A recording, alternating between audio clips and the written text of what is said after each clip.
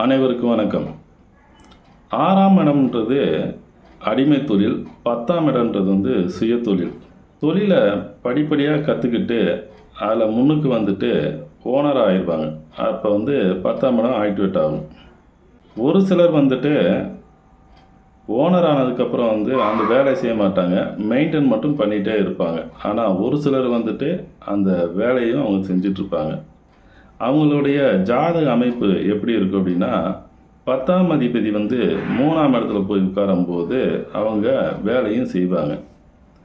எப்படி அப்படின்னா, 10ஆம் அதிபதி 3 நிற்கிறதுனாக்க லக்னத்துக்கு 3ஆம் இடமா இருக்கும், 10ஆம் இடத்துக்கு 6ஆம் இடமா இருக்கும். 6ஆம் இடம்ன்றது உழைக்கிறத சொல்கிறது, 10ஆம் இடம்ன்றது சுய தொழிலை சொல்கிறது.